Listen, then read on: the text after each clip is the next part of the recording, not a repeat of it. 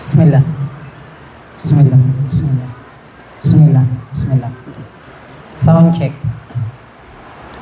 A'udzu billahi minasyaitonir rajim. Bismillahirrahmanirrahim. Alhamdulillahi wassalatu wassalamu ala Rasulillah. Amma ba'd. Assalamualaikum warahmatullahi wabarakatuh. Zakarna, binanggit natin nakaraan yung patakaran o panuntunan o batas patungkol sa paniniwala natin kay Allah Ta'ala. Unang-unang batas, ang ating paniniwala ay galing sa Quran at sa Sunnah ni Propeta Muhammad sallallahu alaihi wasallam. Ikalawang patakaran, hindi tayo pwedeng maniwala sa ating paniniwala na napapaloob sa Quran at sa Sunnah, maliban na lamang ay dapat dumaan muna tayo sa mga sahaba. Dapat dumaan muna tayo sa mga sahaba. So yun ang ating paniniwala. Number 3, sinabi natin na, ano yun? La madkhala lil aqal, hindi pinapahintulot sa utak ng tao na magbigay ng kahulugan patungkol sa ating paniniwala. Dahil yung utak ng tao ay may limitasyon. So, dapat ang utak ng tao nakasunod lang siya sa revelasyon, sa Quran at Sunnah. Number 4 ay walang contradict, hindi nagbabanggaan yung pag-iisip ng tao, pati kung anong sinabi ng Allah o Ta'ala, pati ni Propeta Muhammad sallallahu alaihi wasallam. Hindi yun nagbabanggaan. Tapos, ano pa sinabi natin? May kopya ba kayo? Sino nagsulat sa inyo nakaraan? Ang ansisipag nyo talaga. Hindi ka nagsulat, Jabs? Wala si ano eh. Kapatid ni Enchong eh. Yun yung kompleto eh. Nagsusulat siya eh. Ano pa ba? Yun. Yung patungkol sa shirk. So, patungkol sa tauhid. Sinabi natin yung tauhid. Patungkol sa paniniwala sa kaisahan ni Allah, sa kanyang pagiging Panginoon, Diyos na may pangalan at katangian. Ang tawag doon ay tauhid. At kabilang sa ating akida yung paniniwala sa tauhid. Tapos sinabi natin na ay ano, man sawwa Allah bighairillah, sino man sa mga tao na hinaling tulad niyang isang nilalang. Alam niyo ba ibig sabihin ng nilalang? Ang nilalang, hinalintulad mo siya kay Allah Ta'ala ng kompletong pagtutulad. Ang tawag doon ay shirk.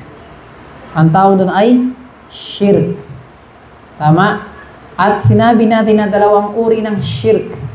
Ito yung shirk na nakakalabas sa Islam at yung shirk na Muslim ka pa pero yung ginagawa mong mabuti hindi tatanggapin ni Allah Ta'ala. At ang malaking shirk, ito tinatawag na shirkun akbar.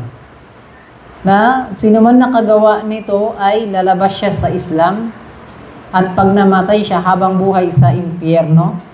At lahat ng ginagawang mabuti ng tao na to na nakagawa ng shirkun akbar, hindi tatanggapin sa kanya ni Allah Ta'ala.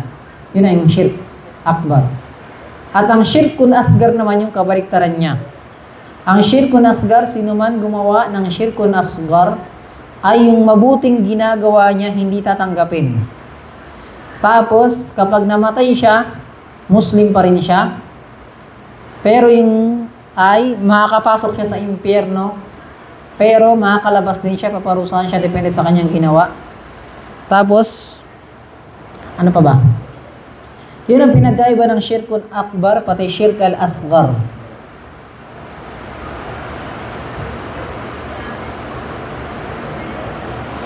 Tapos, anong pang sabi natin? Ano pa ba yung nakuha? Hindi ko kasi pwede laktawan kasi yung video eh. Kasi naka-arrange sa video. So, ikakat yun para i-post. Hindi ko pwede ulitin, sayang oras. Yun yung sa shirk. Para yung dalawang uri ng haram, yun yung halimbawa niya sa shirkun akbar, pati shirkun asgar. Pero yung panampanay sa tauhid, inaantok ako. Parang gusto ko i-stop. Nakikita ko kasi bintali eh.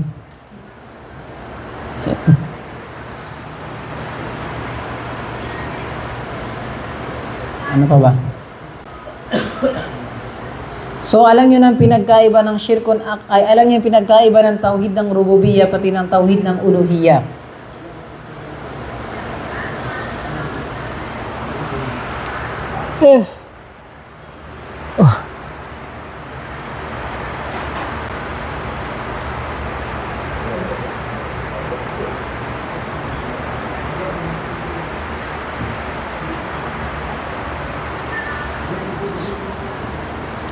So, sinabi natin ang ibig sabihin ng rububiyya.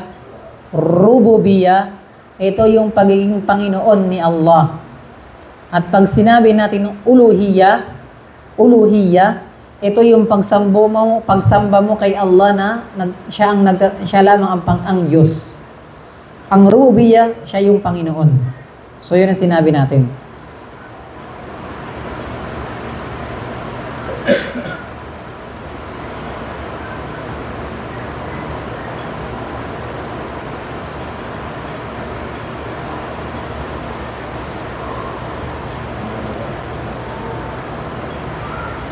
So, ang next dito, ano number na yun? Ano number na yun?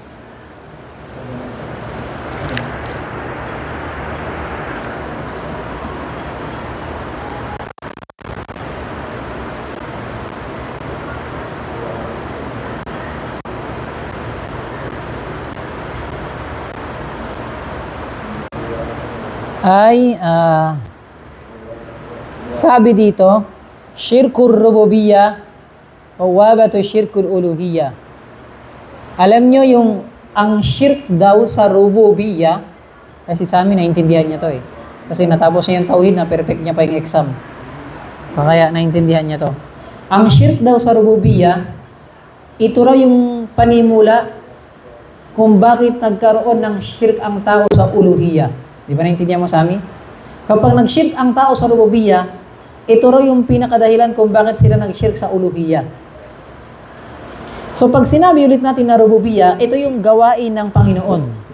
Siya yung tagapalikha, siya yung nagbibigay ng biyaya, siya yung hari, nagbibigay ng swerte, nagbibigay ng buhay, ng kamatay. So yung gawain ng Panginoon, rububiyya yun.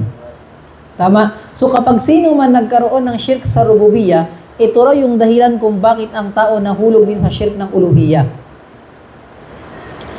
Okay, para maintindihan natin. Di ba ang tao naniniwala na si Allah Ta'ala yung lumikha ng lahat? Tama?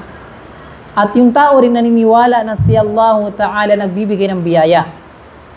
Tama? Ito ay rububiyya. Si Allah Ta'ala nagbibigay ng biyaya. So, tignan niyo yung senaryo, yung sitwasyon. Kapag alimbawa itong tao na to, naniwala siya na itong rebulto nagbibigay ng biyaya. Kapag naniwala itong tao na to, na itong rebulto nagbibigay ng biyaya, anong gagawin ng tao na to sa rebulto na to? Sasambahin niya.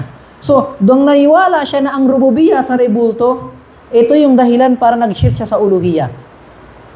Nakuha ninyo? Kasi bakit? Naniwala kasi siya na may nagtatangi ito ng rububiyya Itong rebulto Nung naniwala siya sa maling kamalian na yon, so nangyari, ayun yung nagtulak sa kanya para sambahin niya yung rebulto na yon, na binigyan niya ng tauhid ng uluhiyya. Kaya sabi dito, syirkur rububiyya, ang shirk daw sa rububiyya, ito yung dahilan na nagdala rin sa tao, nag-shirk sila sa uluhiyya. Halimbawa, walang nakakaalam ng ilmul ghaib, yung mga bagay na hindi natin nakikita. Yung tarawih, wala nakakaalam ng ilmul ghaib. Halimbawa sa ilmul ghaib, yung mangyayari bukas.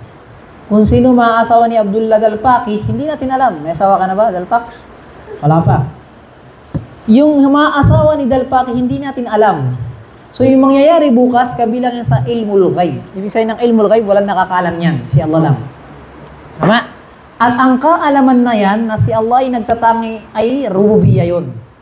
Kasi kabilang yun sa ano ng Panginoon, di ba? Katangian ng Panginoon nang walang nakakalam ng ilmul ghaib maliban si Allah Ta'ala. Yun ay rububiyya. Okay. Kapag ang tao na to, naniwala siya, o meron siyang paniniwala na ang manghuhula na to ay meron siyang alam sa ilmul ghaib. Hindi ba shirk na yun sa rububiyya? Kasi parang sinabi mo na ang manghuhula may kaalaman sa mangyayari bukas, kahalintulad ni Allah ang nakakalam ng mangyayari bukas. So pinagpantay mo sila. Kaya tinatawag na shirk yun. At ang patungkol sa ilmul ghaib sa kaalaman, ay si Allah lang nakakaalam, ito ay rububiyya. Tama ba? Kapag ang isang tao na to ay naniwala siya na ang manghuhula ay may alam patungkol sa ilmul ghaib na mangyayari bukas, parang sinasabi na, itong tao na to naniniwala siya na itong manghuhula, meron siyang katangian ng rububiyya, anong gagawin ng tao na to? Ang gagawin niya, pwede niyang sambahin ang paghingian niya ng tulong, ano mangyayari sa akin bukas, bigyan mo ko ng kaalaman. So paghingi ng tulong doon sa manghula ay shirk sa uluhiyya dahil nag-shirk siya sa rububiyya. Tama ba mi dyan? Anong ganun? Level 3 ka, hindi mo alam? Matapos mo yung tauhid Naiintindihan ninyo? So ibig sabihin, ang shirk ng rububiyya ay pinto siya ng pag-shirk din ng tao sa uluhiyya. Tama? Dalpax? Nagets mo, di ba? Nagets mo yan. Kasi top 2 ka Top 2 ka, di ba? O, top 1, top 2. Saan pa kayo? Kaya ito, pansinin nyo. Kaya ang nangyayari minsan, kapag binabasa natin ang Quran, para patunayan sa atin ni Allah sa Quran na karapat dapat siyang sambahin, anong sinasabi lagi ni Allah Ta'ala sa Quran? Kapag gusto niyang patunayan sa atin na siya ang Panginoon na dapat sambahin, anong ginagamit niya? Ginagamit niya ang katangian ng rububiyya sa Quran para siya dapat bigyan ng tauhid ng uluhiyya. Halimbawa, sasabihin ni Allah Ta'ala ay ano? Ya ayyuhan nas, duriba lakum mathalun fastami'ula. Duriba mathalun fastami'ula. O kayong mga tao, magbibigay kami ng halimbawa at makinig kayo. Sabi ng Allah Ta'ala, innal ladhina tad'una min dunillah, ang mga Diyos-Diyosan, tad'una min dunillah, na hinihingian ninyo ng dua, ng tulong maliban kay Allah, hindi ba ang dua kabilang sa uluhiyya? Pagsamba? Tama? So, parang sinasabi niya, ang mga Diyos-Diyosan na binibigyan nyo ng tauhid ng uluhiyya, anong sabi niya? La yakhluqu dhubab. La yakhluqu dhubaban. Hindi niya kayang lumikha ng lamok. Ang pagkalikha, rububiyya, uluhiyya. Rububiyya. So sabi niya, ang binibigyan nyo ng uluhiyya, walang kakayanan sa rububiyya. Di ba? So, ibig sabihin, ginagamit ni Allah Ta'ala ang tauhid ng rububiyya para patunayan sa lahat ng mga tao na siya lamang karapat dapat bigyan ng tauhid ng uluhiyya o ng pagsamba. So, yun ang mapansin natin sa Quran. Pag nagbasa kayo ng Quran, nagbasa ba kayo ng Quran? Hindi nyo ba alam yung Quran? Alam mo ba Aladdin yung Quran? Kasi Aladdin. So, yun ang Quran. Kapag minsan sabihin ninyo, mababasa nyo sa Quran, si Allah lumikha ng kalangitan, ng lupa, ng mundo, ng dagat, ganito ginawa niya sa dagat, ganito sa bundok, ganyan, di ba? Mapapansin nyo yun sa Quran. Tapos pagkatapos sasabihin ni Allah Ta'ala, halimbawa, ay magtayo kayo ng sala, matakot kayo sa Kanya kayo magdua. So, ginagamit niya ang rububiyya para patunayan sa mga tao, siya lang ang karapat dapat na sambahin o bigyan ng uluhiyya. Nakuha ninyo? So, ayun.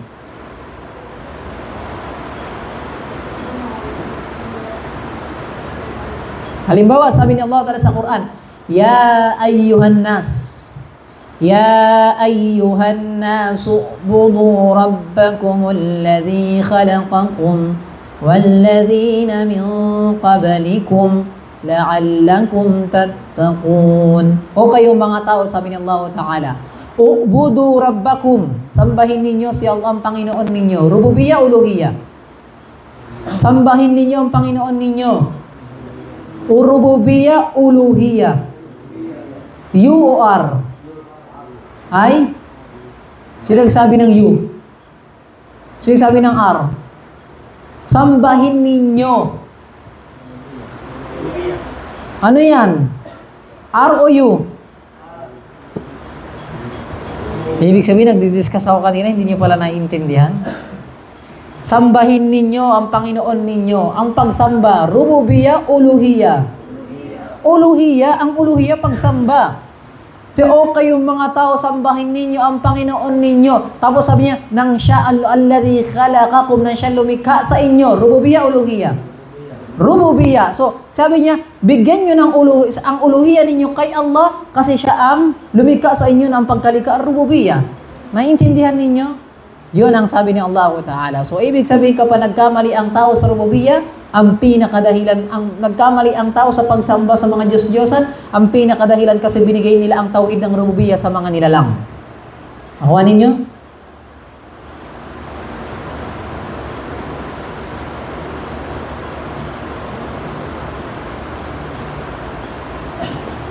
Kaya minsan, ang makikita mo, ang mga nilikha ni Allah Ta'ala, kapag na-amaze ka, nakahanga ka, di ba? Punta ka ng Batangas, mag-swimming ka sa Ami. Makita mo yung bundok, yung Tagaytay, ang ganda ng tubig, ng bulkan, ng langit, di ba? Tapos lumalaki sa puso mo yung iman. Yung iman na anong iman? Na si Allah Ta'ala, na sa Kanya, ang rububiyya. Kasi siya lumikha. Di ba? Tapos yung rububiyya na yun ang paniwala mo sa Kanya, na talagang mapapatunayan mo sa sarili mo na karapat dapat talaga sambahin ng Panginoon ng lumikha sa mga nilalang na to. Di ba? Ganun yun. Kaya yan ang tinuturo sa atin at pinapalinaw sa atin ni Allah Subhanahu wa Ta'ala.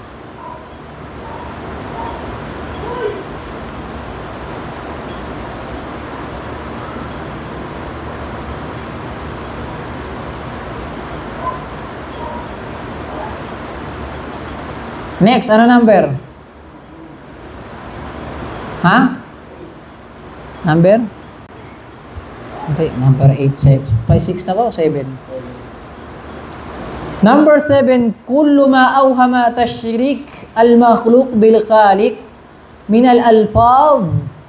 Lahat daw ng ilusyon o kaya ng pag-iisip na itong pag-iisip na naiisip mo ay meron ditong pagpapantay sa kay Allah Ta'ala, pati sa kanyang mga nilalang na nilikha niya, ay ang obligado sa iyo ay iwasan mo to.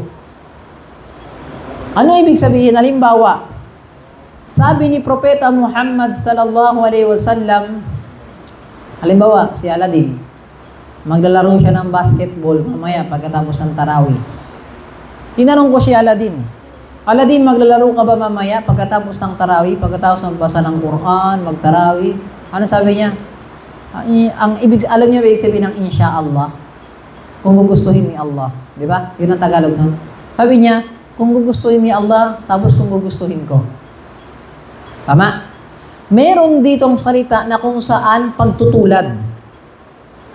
Yung salita na gusto ni Allah at gusto ko. Tama? So, parang nilevel mo yung kagustuhan mo, kahalintulad ng kagustuhan ni Allah. So, ito yung tinatawag na wahmun fit tashrik. Nagkakaroon dito ng salita na hindi mo namamalayan na tinutulad mo ang desisyon mo sa desisyon ni Allah Ta'ala. Ang dapat sabihin mo kung gugustuhin ni Allah, tapos ay kung gugustuhin ko. O kung nanaisin ni Allah, pagkatapos ay nanaisin ko. Yung salitang at ay parang pagtutulad yan. So lahat ng mga gantong halimbawa ng mga salita at pag-iisip na naiisip ng mga tao na meron dito ng pagtutulad kay Allah Ta'ala ay dapat iwasan. Nakuha mo, Jabs? So, dapat iwasan. Parang gusto mo na sa makabilang buhay,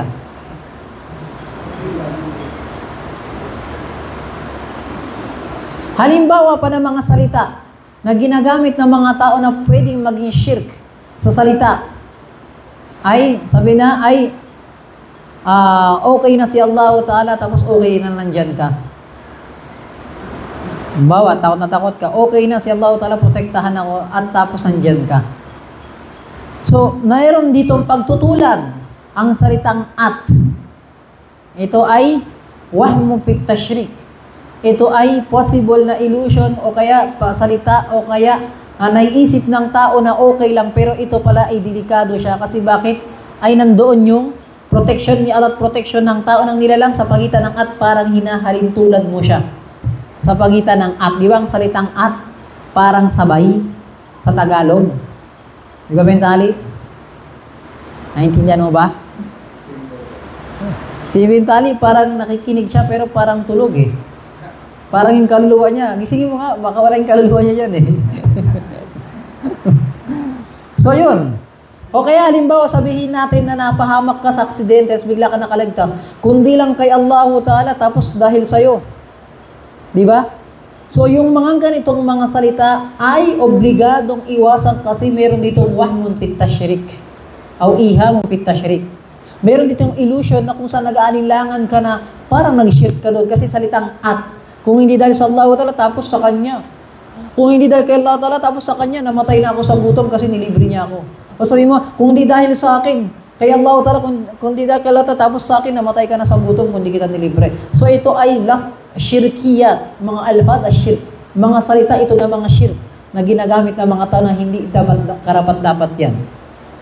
Nakuha ninyo? Ito ay papasok ka sa shirk. Pero ang tanong dito, shirkun akbar ba yun o shirkun asgar? Ito ay shirkun asgar. Kasi bakit? Yung tashrik na yon ay hindi mo naman naniniwala ka naman si Allah ang dahilan lahat. Pero dinaan sa'yo. Pero yun nga, nagkaroon ka ng illusion doon na parang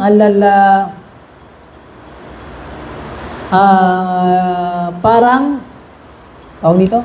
Nagkaroon ka ng illusion doon na parang nagkakaroon ng shirk, ng pagtutulad kay Allah Ta'ala.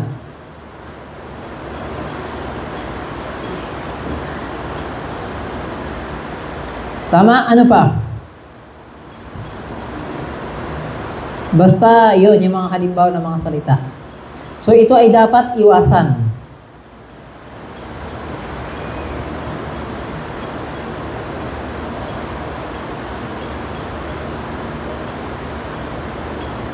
So iwasan yung salitang at kapag binanggit si Allah Ta'ala ng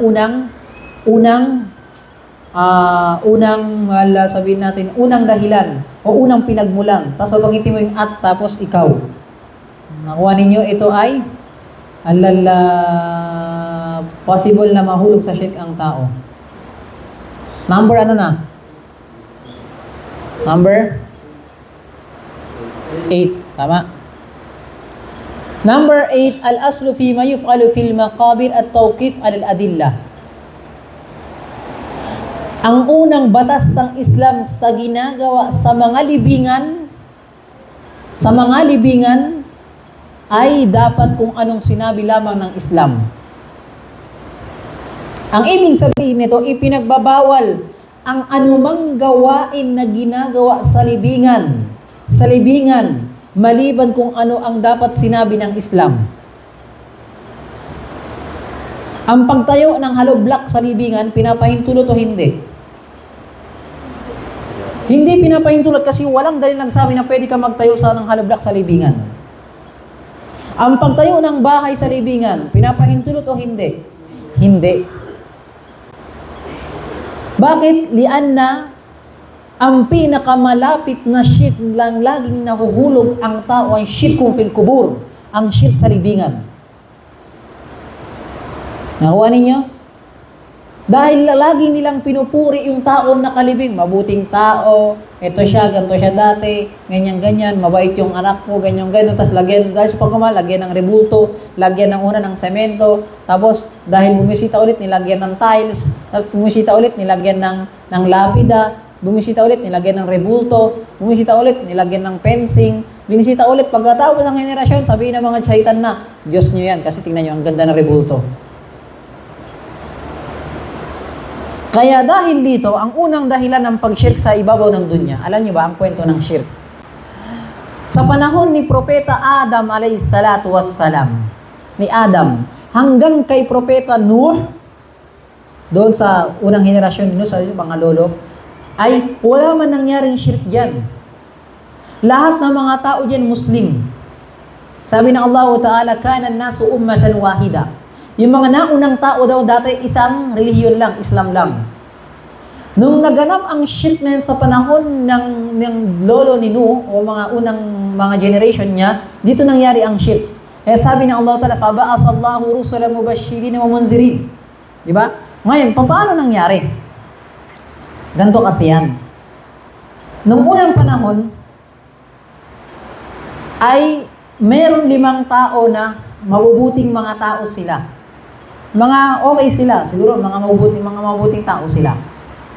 Ang taong to, mga 5 sila, ay sobrang bait nila at mabubuting mga tao sila, pinuri sila ni Allah Ta'ala sa Quran at binanggit sila ng Allah Ta'ala. Nung namatay yung 5 tao na to, ang pangalan nila, binanggit sa Quran, qalu la tadharunna alihatakum wa la tadharunna wad, si Suwa, si Yaghus, si Ya'uq, at saka si Nasra. Ito yung 5 yan, binanggit ng Allah Ta'ala sa surat An-Nur. Yung 5 tao na to ay mabubuting mga tao yan. Yabs. Mabubuti sila. Nung namatay yung mabubuting mga tao na to, dati kasi, ang shaitan ay meron silang kakayanan, may batas na mga nauna, nung unang panahon na pinapahintulot ni Allah Ta'ala sa batas na yon, na ang shaitan ay pwede silang lumantad sa mga tao. Sa ngayon kasi, sa batas ng Rasul Sallam, sa batas ng Sharia, wala na. Hindi na natin sila pwede makita. Baka pag nakita ka ng shaitan, mijal. Di ba? Matay ka nang wala sa oras. Diba? So, itsura nila. Pero nung unang panahon, kaya nila mag-transform. Magpalit ng anyo. Pinapahintulot sa kanila. Ngayon, si Iblis, nung namatay yung 5 tao na yun, anong ginawa? Ito ibinanggit sa hadis ng Rasulullah, binanggit ni Abdullah bin Abbas. Ang ginawa ng Iblis, sabi niya sa mga tao dun, bakit hindi tayo gumawa ng picture sa 5 tao na nakanamatay na to? At least, kapag nakikita natin sila, ay maalala natin sila ng mabuting mga tao yan. At kapag nakita natin sila, ay lalo tayong magsasala kay Allah, mag-ibada. Kasi pinapaalalahan tayo itong tao na ito mabuti. Di ba? Pag may kaibigan ka ng lagi sa masjid, pag nakikita mo siya, parang pinapaalalahan ka niya magsambayang. Di ba? Kaibigan mo lang yun, ha? So, ano pa kaya yung taong yun, yung mabuting tao sila? So, gawa tayo ng picture. Picture lang. So, nangyari, ang ginawa ng mga tao ng unang henerasyon na yun, gumawa sila ng picture. Okay na, may picture tayo. Nung namatay yung mga tao na yun, yung panahon na yun, lumabas ulit si Iblis sa kanila. Itong mga nasa picture ay mga mabubuti mga tao yan. Kaya ginawa yan ng mga tatay ninyo na mga nauna, kasi para maalala sila lagi. Para mas maalala natin, gawa tayo ng rebulto. Rebulto. Diba? Gawan natin ng rebulto yan, at least pag nakakita natin sila, mas lalong maalala natin na mabuting tao sila. Tama? Ganoon nangyari. So, ginawa ng tao ng rebulto. Okay na, may rebulto yung nakalagay dyan. Nung namatay yung mga tao na yun, ang sumunod doon, lumabas ulit si Iblis sa susunod na henerasyon. Sabi niya sa mga tao, itong mga nakalibing dito na may picture pati rebulto, ay mga mabubuting mga tao to. Ang gawin natin, para mas masaya, ay lagyan natin ng date, birthday, pati date anniversary. Tama? Birthday.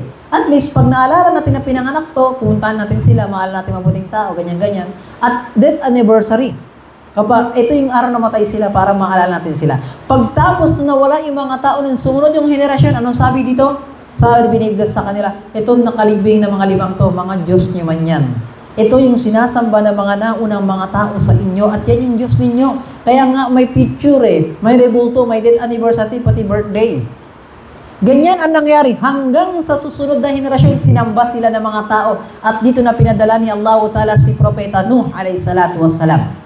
Nakuha ninyo? Kaya nga sa panahon na yun, binabalikan ng mga tao yung gawain ng ganyan Punta kayo dyan sa Luneta, sinong rebulto? Si Rizal, hindi ba may rebulto siya? May picture, may death anniversary, pati araw ng kaparanga, holiday. Kaya sa Pilipinas, ang pinakamaraming holiday. May Cory Aquino Day, may Andres Bonifacio Day, may Rizal Day, may ganito lahat. Pero hindi namamalayan ng kabataan sa elementary pati sa high school na tinuturo sa kanila na dapat purihin nyo yung mga rebulto pati ang santo pati sa libro nakalagay yan. Makikita mo ang rebulto ni Andres Bonifacio nandyan sa City Hall, nakagano Merong Andres Bonifacio Day, di ba? Tama, yung rebulto nandyan, tinatanim sa utak ng lahat ng mga Muslim para maging bobo kayo sa relihiyon ninyo, pagdating sa susunod na henerasyon, sasambahin ng mga tao yung mga nandyan naka-display. Nakuha ninyo? Ngayon, tanong yung mga Muslim sa elementary na nag-aaral, mga anak ninyo, mga kapatid ninyo, yung mga nag-aaral sa school, pati elementary, pati high school, tinuro ba yung Islam sa kanila? Ang tinuturo dyan sa kanila, itong rebulto, death anniversary, para maalala lagi ng kabataan, taon-taon mismo, taon-taon, may death anniversary, pati birthday. Nakuha ninyo? Kaya umabot sa punto, meron nang sumasamba kay Rizal. Rizalism, sa Laguna. Nag-umpisa lang sa picture, sa rebulto, death anniversary, birthday, hanggang sa naging relihiyon. Nakuha ninyo? Ganyan yung sistema na tinuturo sa utak ninyo na hindi nyo namamalayan. Hanggang sa umabot sa punto na kapag ikaw hindi lang dyan sa relihiyon, pati sa pagiging national hero, na pamansang bayani ka, umabot sa punto na kapag marunong ang isang tao sa sports, gagawa ng rebulto si Lebron James. Kasi iniidolo ng mga Muslim. Hindi lang yan. Pag marunong ka sa ML, anong gagawin? Gagawin ka ng parangal na ikaw ang pinaka-best player sa buong mundo, papakitaan sa'yo para masiraan ka ng ulo ng wala kang alam sa reliyon ng Islam. Diyan nag-umpisa yung pag-shirk ng ginawa ng mga tao na mga nauna. Na hindi namamalayan ng mga tao, pati ng mga Muslim, hanggang sa maging bobo lahat ng Muslim. Kaya kapag naging bobo na lahat ng mga Muslim, ano mangyayari sa kanila? Susunod na lamang sila kung anong dinideklara sa kanila na ito, death anniversary, ito birthday, sunod kayo, ganyan, ganyan, ganyan, ganyan. Kaya makikita mo sa panahon ngayon lahat ng mga Muslim, ignorante. Hindi alam ang Rasulullah, hindi kilala si Propeta, no, si Ibrahim alayhi salatu wasalam. Pansinin ninyo, hanggang sa yawmul qiyamah mangyayari yan. Na yung mga tao, babalik sila sa pag-shirk kay Allah subhanahu wa ta'ala. Nakuha ninyo? Kasi hindi nila alam ang pinakapunot dulot, ba't sila nagkaroon ng pag-shirk kay Allah ta'ala. Saan nag-umpisa? Yung tinutukoy natin, shirkun fil kubur, ang pag-shirk sa libingan, kung ba't ipinagbawal sa relihiyon ng isa na pangganahin ng libingan.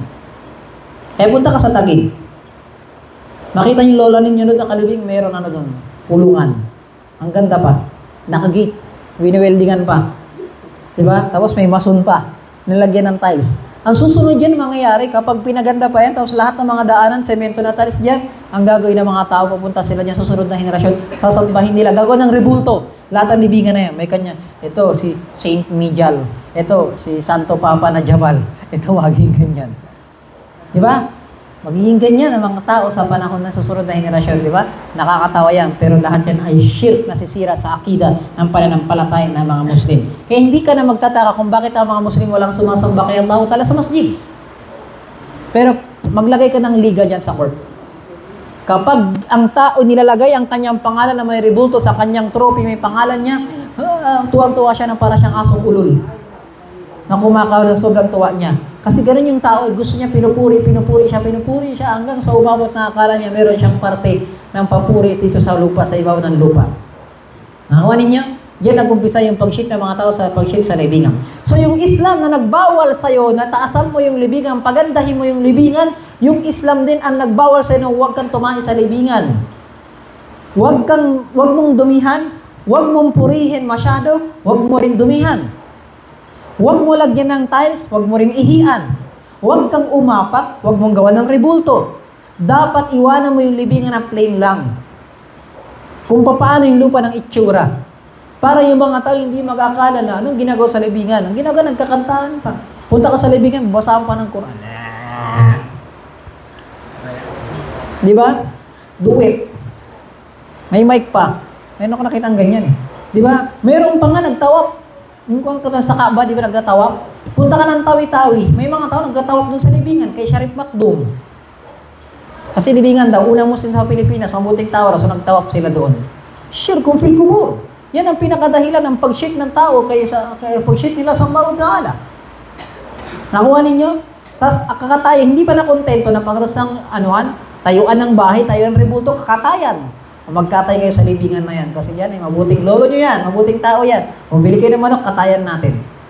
Na yung sala, yung pagkatay, yung pag-alay, dapat kay Allah Ta'ala lang, hindi nila namalayan na inalay nila lahat sa libingan na nag-shirk kay Allah Subhanahu wa Ta'ala. Kaya ang ginawa nila, hindi pa na-satisfy, hindi pa na-kontento. Dapat tayuan ng masjid to. Di ba? Unang picture, rebulto, litrato, tapos death anniversary, birthday, tapos pinaganda, nagtawap, nagkatay, nilagyan pa ng masjid. Di ba? Punta kayo ng probinsya. Sa Hulu-Sulu, meron yan. Pati sa Tawi-Tawi, sa Sambuanga nga, meron yan. Pinag-aalayan nila ng mga pagkain. Meron pa silang araw dyan. Nakuha ninyo? Diyan nag-umpisa yung shirk ng kubur at ang shirk ng mga tao. Kaya nga sinasabi na, wa aktaru abwabu shirk, ang pinakadelikado ng pag-shirk kay Allah Ta'ala, ash-shirku fil kubur. Ito yung shirk sa libingan na ginagawa ng mga tao. Huwag lang kayo pumunta dyan. Dito lang sa Manila, ang daming rebulto dito eh. Nung una, hindi yan sinasamba ng mga tao ah. Si Rizal ba, sinasamba ng tao nung unang panahon? Hindi. Nung ginawa siyang bayani, pinuri siya ng batas ng Pilipinas, pati ng ang ginawa ng mga taga Laguna, pati yung mga pamag-anak niya, sinamba siya. Sa tingin ninyo, hindi mangyayari sa Dakota yan? Sa tingin ninyo? Baka magulat kayo, yung anak ninyo susunod na henerasyon, mayroon sariling Kaaba na dito. Kaya nga, may nakita ko sa YouTube, may sariling Kaaba, mayroon nagtatawag. Alam niyo bakit nangyari yun? Mangyayari yun sa Dakota kapag iniwan ng mga tao ng pag-shirk kay Allah Ta'ala parang normal lang. Nakuha ninyo? Normal nga dito mag-iwan ng sala eh. Walang sinasanto tribulto eh. Sa tingin ninyo, hindi normal magiging susunod na henerasyon na maligaw yung mga tao dito. Samantalang, buti pa ang Kristiyano, may sinasamba kada linggo. Yung mga tao sa Dakota, walang sinasamba kahit Jumaat. May maraming Muslim dito, di ba? So, yan ang pinakadahilan kung bakit ang mga tao naliligaw. Ang pinaka-delikado ay shirk sa libingan.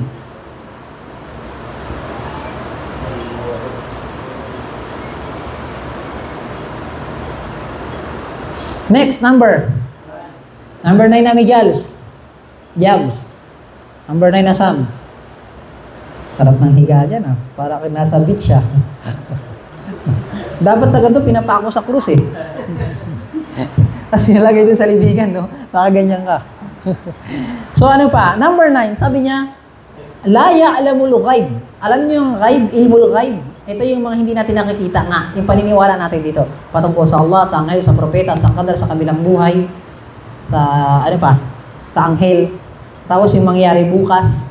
Ilmul ghaib yan. Yung nasaan yung impyerno, nasaan yung paraiso, yung mangyayari sa ayaw mal akhirah. Yan ang tinatawag ng ilmul ghaib. Basta naniniwala ka sa Islam na meron tayong dapat paniwalaan pero hindi natin kita ng mata natin, tinatawag ng ilmul ghaib yan. Halimbawa, yung mangyayari bukas. Alam mo ba, Jabs? Yung mangyayari bukas? Gusto mo malaman? Sa'yo lang. So, yan ang tawag niyan, ilmul ghaib. So, sabi niya, la ya'lamul ghaib. Walang nakakalam ng ilmul ghaib maliban si Allah Ta'ala. Tandaan ninyo, walang nakakalam yan. Kaya sabi ng Allah Ta'ala, "Qul la ya'lamu man fis samawati wal ard. Wala al-ghaiba illallah." Sabihin mo, Muhammad, walang nakakaalam ng ilmul ghaib sa kalangitan, pati sa ibabaw ng lupa, maliban si Allah Ta'ala. Walang nakakaalam yan. Wa indahu mafatihul ghaib, at kay Allah Ta'ala lamang ang nakakaalam ng susi ng ilmul ghaib. Wala ya'lamuha illahu. At walang nakakaalam niya maliban si Allah Ta'ala. Kailan uulan? Ilmul ghaib yan. Walang nakakaalam yan. Kailan mamamatay si Mijal? Walang nakakaalam yan. Ilmul ghaib yan. Anong kakainin ni Dalpaki bukas? Walang nakakaalam yan. Ilmul ghaib yan. Tama? So, walang nakakaalam ng ilmul ghaib maliban si Allah Ta'ala. Kaya sabi ng Allah Ta'ala, alimul ghaib. Ang nakakaalam lamang ng ilmul ghaib. Fala yunziru ala ghaibihi ahada. Wala siyang ipinapakitaan ng ilmul ghaib kahit sino. Illa man irtada min rasul. Maliban lamang kung sinong pinahintulot niya ng mga propeta. Pinahintulot niya kay Propeta Muhammad makita yung paraiso na nag-Isra wal Mi'raj, di ba? Pinakita ang impyerno sa kanya. Di ba? Umabot siya sa kalangitan, ang Isra wal Mi'raj. So maliban kapag pinahintulot ni Allah Ta'ala. Nakuha ninyo? Yung mangyayari bukas, alam ba ni Sami? Hindi. Nakuha ninyo? Yung mangyayari sa Yawmul Qiyamah, mayroon ba sa inyo nakakaalam? Wala. So ilmul ghaib yan, walang nakakaalam niya maliban si Allah Ta'ala. Nakuha ninyo? At meron dalawang uri ng ilmul ghaib. Ang unang-una, yung al-ghaibul mutlaq. Yung general na ilmul ghaib. Yung pangkalahatan talaga walang nakakaalam yan. Nakuha ninyo? At meron naman tinatawag na mutlaqul ghaib. Yung specific na ilmul ghaib lang. Yung specific na ilmul ghaib, pwede malaman ng tao yan. Tama? Nasaan nakalagay yung wallet ni Sami? Hindi niya makikita, pero alam mo kung saan nakalagay yan. Di ba? Kasi pag sila mong ilmul ghaib, hindi nakikita ng mata eh. Tama? O nasaan nakalagay yung nasaan ba yung bahay ni mu'min? Basta dito yan, punta ka dito, ganun-ganun. Hindi niya nakita mo, pero mayroon siyang idea. Ang tawag diyan ay mutlaqul ghaib. Yung patungkol sa ganyang bagay ay alam ng tao na tinuro ni Allah Ta'ala yan. Nakuha ninyo? Ayan, saan nakalagay, saan ba yung Bulacan? Gamit ka pa ng GPS. So yan ang tinuro ni Allah Ta'ala sa tao. Pero ang tinutukoy dito ng wala nakalam, ito yung al-ghaibul mutlaq. Yung general talaga, yung pangkalahatan ng walang nakakaalam yan. Nakuha ninyo?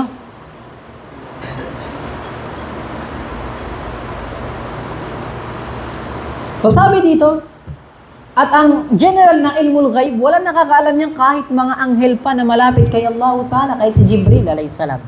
Kahit ang mga propeta, hindi nila alam yan. Maliban kung itinuro sa kanila ni Allah Ta'ala. Okay, tuturuan kita, ito. O, pinakita ko sa kanya yung paraiso, pinakita ni Allah Ta'ala kay Propeta Muhammad. Wala. O, pero ang pinakapunto, walang nakakaalam niyan kung hindi sa permission ni Allah. Yung mangyayari bukas alpag, alam mo ba? Hindi. Kailan kaya man alpag? Di mo alam. So kapag pumunta ka sa manghuhula, diyan sa Quiapo, nagpahula ka, kailan ako yayaman? Parang naniniwala ka ng ilmul ghaib ni Allah Ta'ala, meron siyang kahalip tulad ng mga nanguhula na yan. Hinati mo kasi yung rububiyya ni Allah Ta'ala patungkol sa kanyang kaalaman eh. Yan yung dahilan kung bakit naligaw yung Kristiyano. Kasi yung rububiyya ni Allah Ta'ala, siya lang bibigay, tagapaglikha, nagbibigay ng biyaya. Parang sinasabi ng Kristiyano, si Jesus may kakayanan din. So hinati ang rububiyya, binigay kay Jesus. Ang ginawa nila, sinumba nila si Jesus, binigyan ng uluhiyya. Di ba? Kaya sabi ng Allah Ta'ala, patungkol kay Isa alayhi salatu wasalam, kana ya'kulani ta'am. Pati si Maria alayhi salam, nanay ni Jesus, ay kumakain lang sila ng pagkain, namamalengke. Tao lang sila. Wala silang parte ng rububiyya ni Allah Ta'ala. Ano ang pinapunto dito? Bakit binanggit ni Allah Ta'ala na ang propeta kumakain na mamalengke? Si Jesus kumakain din yan. Anong gustong sabihin ni Allah Ta'ala sa Quran, ba't niya sinasabi yan? Kasi bilang tao, si Aladdin, tao yan eh. Hindi yan mabubuhay maliban kailangan niya ng nilalang. Ng isang nilikha din. Anong nilikhain kailangan mo, Aladdin, para mabuhay ka? Anong kailangan mo para mabuhay ka, Aladdin? Kailangan mo ng ano? Ng pagkain. Ano pa? Yan gusto kay Aladdin eh. Pag mga ganyang usapan, alam niya yung sagot eh. Ano pa? Kailangan niya ng inumin, ng hangin, ng asawa. So siya ay nilalang, nangangailangan siya ng pagkain na yung pagkain ay nilalang din. Di ba? Nilikha din. So ikaw nilikha, nangangailangan ka ng ibang nilikha para mabuhay yung pagkatao mo. Kaya sabi ni Allah Ta'ala patungkol kay Jesus, isang propeta na namamalengke at kumakain. So hindi pwede sambahin ng isang nilalang na nangangailangan ng nilalang. Kasi ang kompletong Panginoon, wala siyang pangailangan sa iba. Tama ba?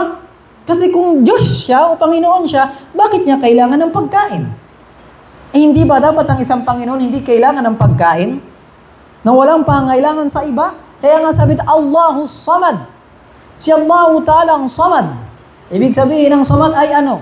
Ay, tawag dito, nasa Kanya ang pinanggalingan ng lahat ng pangangailangan at wala siyang kailangan. At kumpletong Panginoon siya. Kaya sabi ng Allah Ta'ala, kung sasamba ka lamang din ng isang Diyos-Diyosan, edi sana nag-isip ka. Bakit sasambahin mo ang rebulto nang hindi naman nakakagalaw, hindi nakakita, hindi nakakarinig, at hindi nakakakain? Di ba? At kung gagawin niyo naman Diyos ang isang propeta, na ito mas advanced pa kasi ito gumagalaw, tao to, itong rebulto hindi gumagalaw. Eh, gumagalaw na to, nangangailangan din ng nilalang. Kailangan niyang kupagkain. Di ba? Kaya nga sabi ng kuffar ng Quraysh sa Makkah patungkol kay Propeta Muhammad, "Mali hadar rasul, yakulot ta'am wa yamshi fil aswaq." Bakit kung ikaw pa yung Propeta Muhammad, bakit ikaw pa yung pinadala ni Allah? Kumakain at tumatahit na mamalengke. Kaya sabi ng Allah Ta'ala, "Law kana basharan, law kana malakan, laja'alnahu rajulan." Hindi nyo matanggap ng isang propeta tao, eh kung gawin kong anghel yung propeta, kaya nyo bang lumipad? Gawin ko yung propeta anghel. O sabi ng anghel, propeta ako, sundin nyo, kalipad tayo. Kaya nyo lumipad? Di ba? Law kana malakan, laja'alnahu rajulan. So dito sabi nga yung mga ulama, mga Quraysh, yung mga kafir na to, Hindi nila matanggap na si Propeta Muhammad ay propeta ng Allah na tao na naglalakad. Pero tinatanggap nila ang isang Diyos nila ng isang rebulto na hindi kayang gumalaw. Hindi ba dapat kung tatanggihan nila si Propeta Muhammad na propeta na taong gumagalaw, hindi ba dapat mas tanggihan nila yung Diyos nila na hindi gumagalaw? Ba't nila tinatanggap itong rebulto na naka-estatwa lang, na hindi nagsasalita, hindi nakakarinig, na galing sa bato? Mas tinatanggap nila to, tapos hindi nila tinatanggap si Muhammad na gumagalaw na tao. Nakuha ninyo? O yan ang pinakapunto dito na halala patungkol sa ilmul ghaib.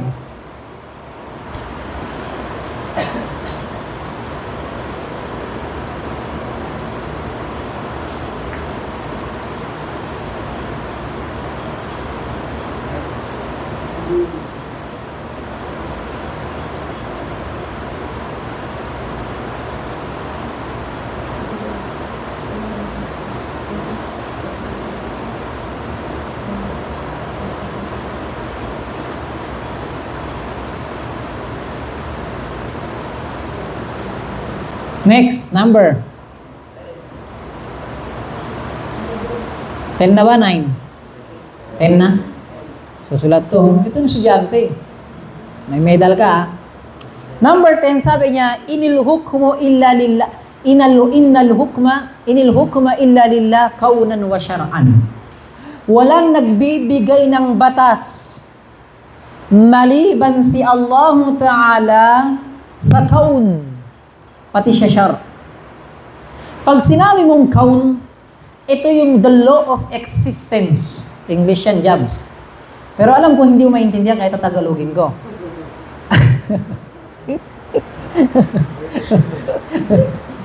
Walang nagbibigay ng batas sa existence. Ang ibig sabihin ng existence, ito yung lahat ng nilalang. Langit, lupa, lahat. Existence yan, lahat ng nilalang. Walang nagbibigay ng batas yan maliban si Allah. Ano ang halimbawa ng batas ng nilalang, ng existence na yan? O minsan tinatawag yan na natural law. Halimbawa, si Jabal humihinga. Ang naglagay ng batas ng dapat ganyan ang buhay ng tao ay si Allah Ta'ala. Ito yung batas na hindi mo pwedeng pigilan. Sige nga, Jabs, huwag kang huminga. Pwede mo pigilan, Jabs, yung paghinga mo? Hindi. Ang nagbigay ng batas na dapat kang huminga si Allah Ta'ala, ang tawag sa batas na ay kaunan. Kaun. The law of existence. So na dapat mangyari yan nang wala kang choice. Ay dapat mangyari talaga yan. Nakuha ninyo? Wala ya'lamu, sabi niya, iniluhok mo, wala nagbibigay ng batas sa kaun dito sa lahat ng sanlibutan. Ayun, sa Tagalog, sanlibutan, maliban lamang si Allah Ta'ala. Ano pa yung mga batas na hindi mo pwedeng pigilan, Aladin? Yung pagyakap mo sa asawa mo, Aladin. Diba? Pwede ba hanggang mamatay ka, hindi ka lalapit sa asawa mo? Eh, kung maglaro ka na lang, di ba? Kaso tao ka, lalaki ka. Kailangan mo ng babae. At yung babae, kailangan ng lalaki. Sino yung naglagay ng batas ng ganyan? Si Allah Ta'ala. Wala naglalagay ng batas sa sanlibutan maliban si Allah Ta'ala. Tama? Ikalawang uri ng batas, ito yung Sharia, yung Islam. Ito yung batas ng Islam na may pagpipilian ka. Pwede mong gawin, pwede hindi. Halimbawa, sino nag-utos sa atin na magsala, mag-fasting? Si Allah Ta'ala. Pero pwede naman hindi mag-fasting si Al-Tab. Di ba? Ibig sabihin ba, Ustad, kapag meron tayong pagpipilian sa Islam, okay lang na hindi tayo gumawa ng pagsamba? Kasi pwede ko palang iwanan eh. Hindi. Bakit? Pag sinabi ng tatay mo, Alpad, pag hindi ka nag-aral, Alpad, sasampakin kita pag di ka pumasok ngayon. May pagpipilian ka, di ba? Pwede kang pumasok, pwede hindi. Pero merong sabak, may babala. Si Allah Ta'ala ganun din. Mag-fasting ka. Pero pag hindi ka nag-fasting, meron parusa sa kabilang buhay. Pag nag-fasting ka, meron paraiso sa kabilang buhay. Pag pumasok ka, mapapamahalin sa'yo magulang mo. Ganun yun. So, hindi ibig sabihin na, ay, hindi ako magsala kasi ano lang naman yun eh. Pagpipilian ko lang naman yun eh. Pagpipilian mo, okay lang naman yun. Para makapasok ka ng impyerno. Para wala tayong problema. Di ba? Yun ang tinutukoy doon. Kaya nga sabi ng Allah Ta'ala, "Faman sha'a falyu'min, wa man sha'a falyakfur." Sino man sa inyo gusto na maniwala, ay maniwala. Sino man hindi maniwala, sige, huwag kayo maniwala. Pero dinugtungan ni Allah Ta'ala ang ayat, "Inna a'tadna lidh-dhalimina naran ahata bihim suradiquha." Pero naghanda kami ng impyerno sa inyo. O ngayon, sasabihin ninyo, okay lang kahit hindi tayo mag-fasting? Kasi nga, okay lang naman. Hindi pagpapilian natin o hindi. So yun ang tinutukoy doon patungkol sa batas ni Allah Ta'ala. At yan ay nasa Quran. Sabi ni Allah Ta'ala patungkol sa batas, "Inil hukmu illa lillah." Wala nagbibigay ng batas maliban si Allah Ta'ala. At sabi ni Allah Ta'ala, "Wa makhtalaftum fi min shay." At anuman ang pagtatalo ninyo sa isang bagay, fa hukmuhu ila Allah. Ay yung batas niyan ay balikan ninyo kay Allah Ta'ala. At sabi ni Allah Ta'ala, ay innallahu, sabi ni Propeta Muhammad, "Innallahu wal hakam wa ilayhil hukum." Si Allah Ta'ala ang tagapagbigay ng batas. Si Allah Ta'ala ang batas at siya ang tagapagbigay lamang ng batas. Nawa ninyo?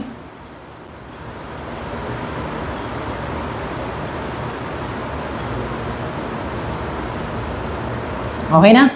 So hanggang doon lamang. Dahil napipikon na ako makita si Jabal.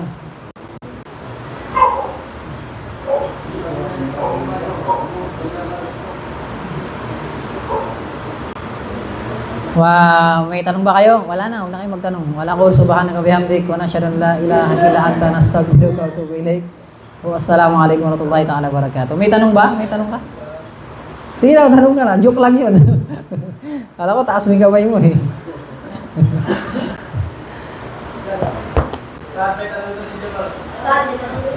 Huwag na yan.